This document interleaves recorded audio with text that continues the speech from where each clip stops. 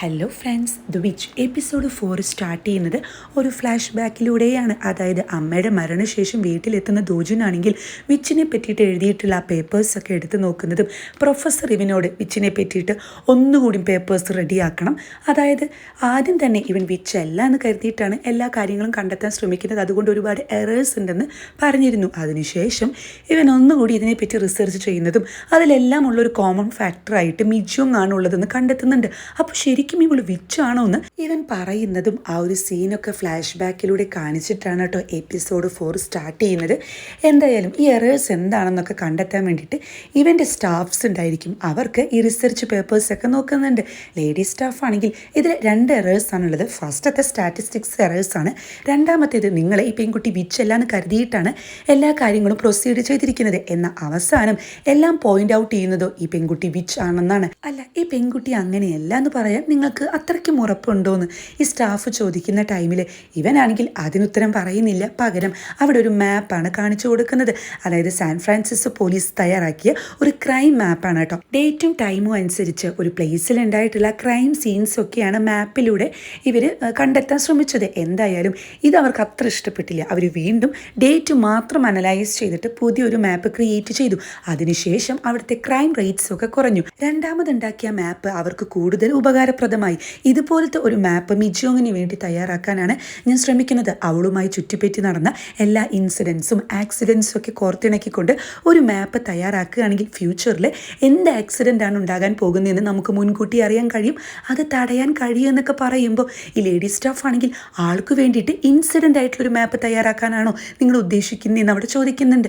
അല്ല, നമുക്കതിന് മതിയായ ഡാറ്റാസ് ഒന്നും ഇല്ലല്ലോ എന്ന് ചോദിക്കുന്ന ഈ ബോയിയോട് കുഴപ്പമില്ല, ഉള്ള ഡാറ്റാസ് വെച്ച് നമുക്ക് തയ്യാറാക്കാം, അറ്റ്ലീസ്റ്റ് ഒരാളുടെ ലൈഫ് നമുക്ക് രക്ഷിക്കാൻ കഴിയുകയാണെങ്കിൽ അത് വലിയ കാര്യമല്ലേ എന്നാണ് ഇവൻ അവിടെ ചോദിക്കുന്നത്.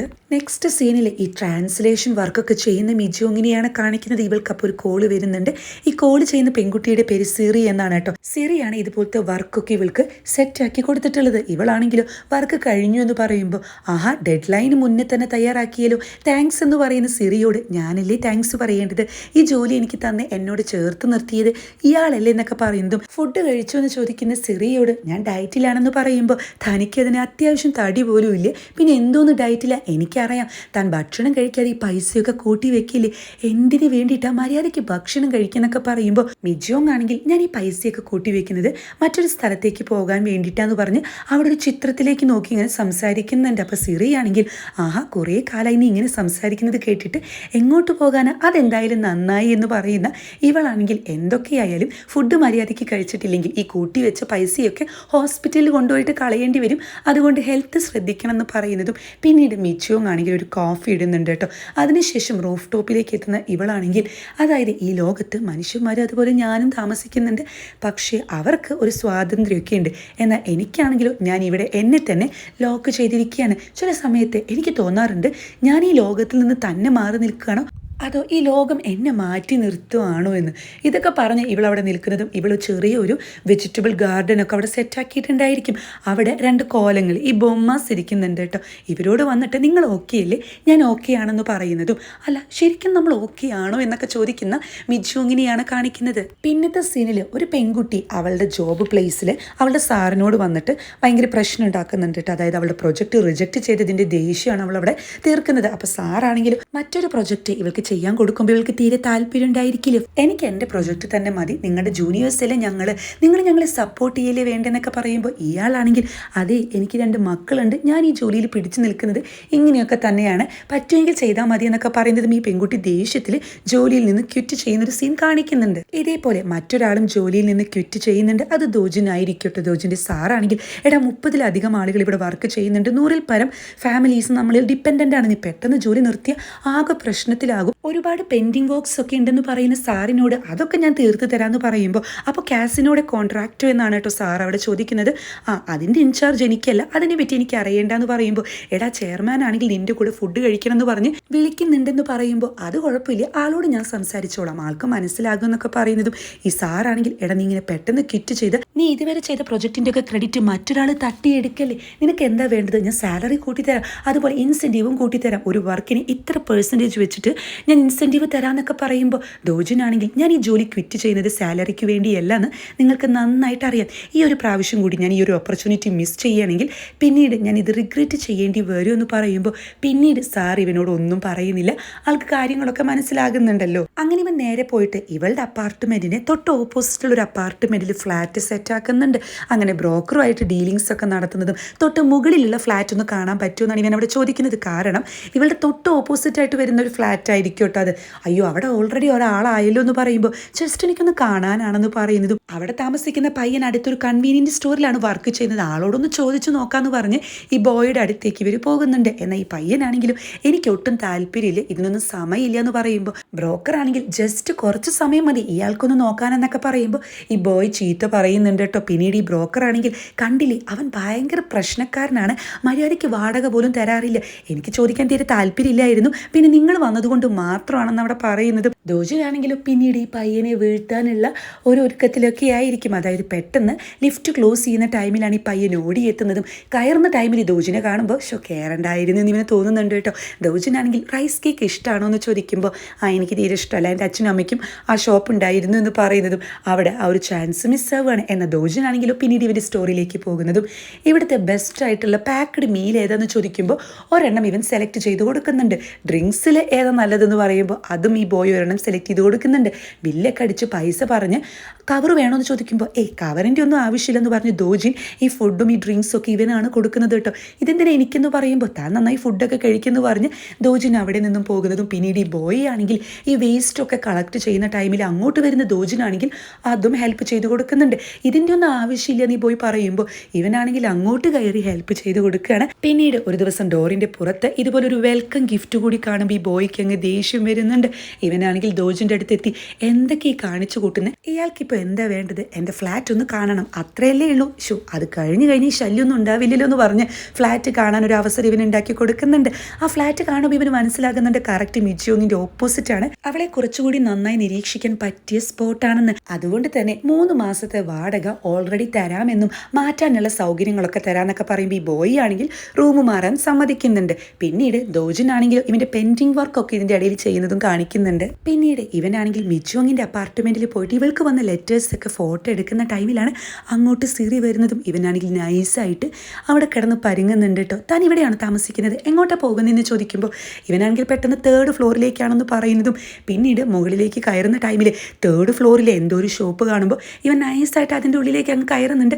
സിറി ആണെങ്കിൽ ഇവനെ ഒന്ന് ശ്രദ്ധിക്കുന്നുണ്ട്. മിജോങ്ങിൻ്റെ അടുത്ത് വന്ന സിറി ആണെങ്കിലോ അന്ന് നൈറ്റിൽ അവിടെ കൂടുന്നുണ്ട് കേട്ടോ. ഫുഡായിട്ടായിരിക്കും ഇവിടെ എത്തിയിട്ടുണ്ടായിരിക്കുക, നീ ഫുഡൊന്നും മര്യാദയ്ക്ക് കഴിക്കുന്നില്ല, അതുകൊണ്ട് തന്നെ നന്നായിട്ട് കഴിക്കുക, ഇത് കാണുമ്പോൾ സന്തോഷം തോന്നുന്നുണ്ടെന്ന് പറയുമ്പോൾ മിജോങ് ആണെങ്കിൽ ഇയാളിങ്ങനെ പെരുമാറുമ്പോൾ എനിക്ക് എൻ്റെ അമ്മയെ പോലെയാ തോന്നുന്നതെന്ന് അവിടെ പറയുന്നുണ്ട്. പൈസയൊക്കെ കൂട്ടി വെച്ച് എങ്ങോട്ടാണ് പോകുന്നതെന്ന് ചോദിക്കുന്ന ഈ സിറിയോട് ഇവൾ പറയുന്നുണ്ട് ഓസ്ട്രേലിയയിലുള്ള ഒരു സ്ഥലത്തേക്കാണ് കേട്ടോ. ഒരു ഐലൻഡ് ആണോ എന്ന് ചോദിച്ചാൽ അല്ല, പക്ഷേ അതൊരു കാമായിട്ടുള്ള ഒരു ചെറിയ സ്ഥലമാണ്, അവിടെ ഒരുപാട് ആളുകളൊന്നുമില്ല, തിക്കും തിരക്കും ഇല്ല, ഇവിടെ നിന്ന് മാറി അങ്ങോട്ട് പോയി കഴിഞ്ഞാൽ എൻ്റെ ഈ ഒരു സാഹചര്യത്തിൽ വലിയ മാറ്റം ഉണ്ടാകും, അങ്ങനെയാണ് ഞാൻ പ്രതീക്ഷിക്കുന്നതെന്നൊക്കെ പറയുന്നതും പിന്നീട് ഇവളുടെ ഒരു വെജിറ്റബിൾ ഗാർഡൻ കാണുന്ന സിരിയാണെങ്കിൽ താൻ കൊള്ളാലോ, താൻ എന്താ സിറ്റി ഫാർമർ ആണോന്ന് അവിടെ ചോദിക്കുമ്പോൾ അങ്ങനെയൊന്നുമില്ല, പിന്നെ എൻ്റെ അച്ഛനും ഒരു ഫാർമർ ആയിരുന്നല്ലോ എന്ന് പറയുമ്പോൾ ഇവൾ അവിടെ പൊട്ടാറ്റോ കൃഷി കാണുന്നുണ്ട് കേട്ടോ. ഈ പൊട്ടാറ്റോ കൃഷി ഈ ചെറിയ സ്ഥലത്ത് ചെയ്യാൻ പറ്റുമോ എന്ന് ചോദിക്കുന്ന സിറിയോട് പിന്നെന്താ ചെറിയ സ്ഥലമൊന്നും കുഴപ്പമില്ല, നല്ല മണ്ണുണ്ടായാൽ മതി എന്ന് പറയുന്ന ഇവളോട് ഈ പൊട്ടാറ്റോ തന്നെ കൃഷി ചെയ്യാൻ മറ്റെന്തെങ്കിലും കാരണമുണ്ടോ എന്ന് ചോദിക്കുമ്പോൾ ഈ പൊട്ടാറ്റോസും അണ്ടർഗ്രൗണ്ടിലാണ് വളരുക, അതായത് പുറത്തേക്ക്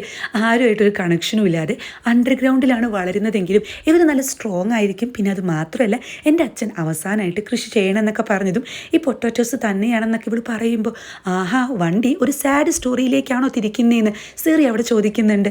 ഇവളാണെങ്കിലും ഇതെങ്ങനെ സാഡ് സ്റ്റോറി ആകുക, ഇത് ഹാപ്പി സ്റ്റോറി അല്ലേ എന്ന് പറയുന്നതും എന്തായാലും പൈസയൊക്കെ കൂട്ടി വെച്ച് നീ ആഗ്രഹിക്കുന്ന കാര്യങ്ങളൊക്കെ തന്നെ നടക്കട്ടെ, അങ്ങനെ തന്നെ വരൂ എന്നൊക്കെ പറയുമ്പോൾ ഇവളാണെങ്കിൽ സിറിയോട് താങ്ക്സ് പറയുന്നുണ്ട്. അതായത് ഈ ട്രാൻസ്ലേഷൻ വർക്ക് മാത്രമല്ല ഈ ട്രാവൽ ട്രാൻസ്ലേഷൻ വർക്കൊക്കെ ഇതുപോലെ സിറി തന്നെയാണ് ഇവൾക്ക് സെറ്റ് സെറ്റാക്കി കൊടുത്തിട്ടുണ്ടായിരിക്കുക. അതിനൊക്കെ താങ്ക്സ് പറയുന്ന മിജുങ്ങിനെയാണ് കാണിക്കുന്നത്. ദോജിനാണെങ്കിലും സ്റ്റേഷനിൽ നിന്ന് കോൾ വരുന്നുണ്ട്. അതായത് ഇവൻ്റെ വാഹനം ആരോ തല്ലി പൊളിച്ചല്ലോ, അത് ലീ ജുൻഹോ എന്ന് പറയുന്ന ഒരാളാണെന്നും അയാൾക്ക് ഇവനോട് ദേഷ്യം തോന്നാൻ കാരണം ഒരു പേപ്പർ കപ്പൊക്കെ തുടങ്ങുന്ന ഒരു ചെറിയ കമ്പനി ഇയാൾ സ്റ്റാർട്ട് ചെയ്തിരുന്നു. അതിന് വേണ്ടിയിട്ട് ബാങ്കിൽ നിന്ന് ലോണും പാസ്സായിരുന്നു. എന്നാൽ ഈ ലോണ് അവസാന നിമിഷത്തിൽ ഈ ബാങ്കിൻ്റെ എന്തോ പോളിസി ചേഞ്ച് ആയതുകൊണ്ട് അപ്രൂവ് ആയ ലോൺ അങ്ങ് ബ്ലോക്ക് ആവുകയാണ്. അതായത് അവരൊരു സിസ്റ്റം ഇൻട്രൊഡ്യൂസ് ചെയ്തിരുന്നു. അതനുസരിച്ച് നിങ്ങളുടെ കമ്പനിയാണ് ഒരു സ്റ്റാറ്റിസ്റ്റിക്സ് റെഡിയാക്കിയതും ഇയാളുടെ അപ്രൂവലായ ലോൺ ബ്ലോക്ക് ചെയ്തതും ഒരു പക്ഷേ ബാങ്കിൻ്റെ സിസ്റ്റത്തിലൊക്കെ കയറിയിട്ട് നിങ്ങളുടെ ഡീറ്റെയിൽസ് തപ്പിയിട്ടായിരിക്കാം ഇങ്ങനെയൊക്കെ ചെയ്തതെന്ന് പറയുമ്പോൾ ഇവനൊരു വിഷമം തോന്നുന്നുണ്ട് കേട്ടോ. ഇവനാണെങ്കിൽ ഈ കേസ് ഞാൻ പിൻവലിക്കുകയാണ്, അങ്ങനെയാണെങ്കിൽ അയാൾക്ക് ശിക്ഷയൊന്നും കിട്ടത്തില്ലല്ലോ എന്ന് പറയുമ്പോൾ കേസ് പിൻവലിച്ചാൽ ശിക്ഷ കിട്ടും, പക്ഷേ അത് കുറച്ച് കുറയുമെന്ന് പറയുന്ന പോലീസ് ഓഫീസറോട് അങ്ങനെയാണെങ്കിൽ എനിക്ക് പരാതിയില്ല എന്ന് പറഞ്ഞ് ഇവൻ അവിടെ നിന്ന് പോകാൻ നോക്കുമ്പോഴാണ് ഇവൻ ആ സ്ട്രീറ്റ് ലൈറ്റിൻ്റെ കാര്യം ആലോചിക്കുന്നത്. അതായത് മിജോങ് പോകുന്ന വഴിയിൽ ഒരു സ്ട്രീറ്റ് ലൈറ്റ് ഉണ്ട്, അതെപ്പോഴും ഇങ്ങനെ ഓഫ് ആവുക ഓൺ ആവുക ഒരു പ്രോബ്ലം ഉണ്ടല്ലോ. അപ്പോൾ അതിൻ്റെ കംപ്ലയിൻറ്റ് എവിടെ കൊടുക്കേണ്ടതെന്ന് പറയുമ്പോൾ അത് ഇന്ന ഡിപ്പാർട്ട്മെൻറ്റിലാണെന്ന് ഈ പോലീസുകാർ പറയുന്നുണ്ട് കേട്ടോ. ആ ഒരു കംപ്ലയിൻറ്റ് കൊടുത്തിട്ടാണ് എന്തായാലും അവൻ അവിടെ നിന്നും പോകുന്നത്. പിന്നീട് ഇവൻ വീട്ടിലേക്ക് എത്തുന്ന ടൈമിൽ ഈ ജുൻഹോ എന്ന് പറയുന്ന ആളുണ്ടല്ലോ, ഇവനെ വന്ന് നന്നായിട്ട് ഫൈറ്റ് അങ്ങ് ചെയ്യുന്നുണ്ട്. ഇവനാണെങ്കിൽ തിരിച്ചൊന്നും തന്നെ ചെയ്യാതെ ഈ തല്ലൊക്കെ അങ്ങ് വാങ്ങിക്കൂട്ടുന്നുണ്ട്. ആളുകളെന്ന് പറഞ്ഞാൽ നിനക്ക് നമ്പേഴ്സ് ആണല്ലേ എന്ന് പറഞ്ഞിട്ടാണ് ജുൻഹോ ഇവനെ അടിക്കുന്നതും. അങ്ങോട്ട് വരുന്ന നെയ്ബർ ബോയ് ആണെങ്കിൽ പോലീസിനെ വിളിക്കാൻ നോക്കുമ്പോൾ പോലീസിനെ വിളിക്കേണ്ട, ഇത് ഞാൻ ഡിസേർവ് ചെയ്തിട്ടുള്ളതാണെന്നാണ് ഇവൻ അവിടെ പറയുന്നത്. അങ്ങനെ അത്യാവശ്യം തല്ലു കൊടുത്തതിന് ശേഷവും ഇവൻ ഇങ്ങനെ പ്രതികരിക്കാതിരിക്കുന്നത് കാണുന്ന ജുൻഹോയ്ക്ക് തന്നെ വിഷമം വരുന്നുണ്ട്. ഇവൻ തല്ല് നിർത്തുന്നുണ്ട് കേട്ടോ. പിന്നീട് ഈ നെയ്ബർ ബോയുടെ കൺവീനിയൻറ്റ് സ്റ്റോറിൽ തന്നെ വന്ന് ഇവർ രണ്ടുപേരും ഒരുമിച്ച് ഫുഡ് കഴിക്കുന്നതാണ് കാണിക്കുന്നത്. ദോജനാണെങ്കിലോ കഴിക്കുന്ന ഈ മീൽ ബോക്സ് കാണിച്ചുകൊണ്ട് കണ്ടോ, ഇവരുടെ സെയിൽസ് വർദ്ധിപ്പിക്കാൻ വേണ്ടി ഒരുപാട് കാര്യങ്ങൾ ചെയ്യും. അതായത് എന്നും ഹോട്ടലിൽ വന്നിട്ട് റെഗുലറായിട്ട് ഫുഡ് കഴിക്കുന്ന ആളുകൾക്ക് ഹോട്ടലുകാർ സ്പെഷ്യലായിട്ടൊരു മുട്ട കൊടുക്കുകയാണെന്ന് വിചാരിക്കുക. ആ ഒരു മുട്ടയുടെ പൈസ ഇവർക്ക് നഷ്ടമാണെന്നുണ്ടെങ്കിലും മറ്റേ സൈഡിൽ 10% ആണ് ഇവരുടെ സെയിൽ വർദ്ധിക്കുന്നത്.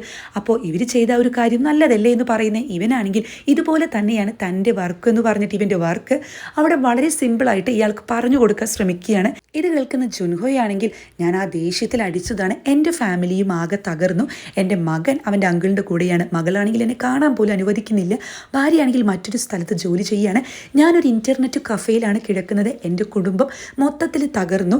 ഈ ഒരു ലോണൊക്കെ റിജക്റ്റ് ആയതിനു ശേഷം ഒരുപാട് കടബാധ്യത വന്നപ്പോൾ പലപ്പോഴായിട്ട് മരിക്കാൻ തീരുമാനിച്ചതാണ്. ഹാൻഡ് റിവറിൻ്റെ അവിടെ ഒരുപാട് പ്രാവശ്യം വന്നതാണ്. എന്നാൽ ധൈര്യം എനിക്ക് കിട്ടിയില്ല.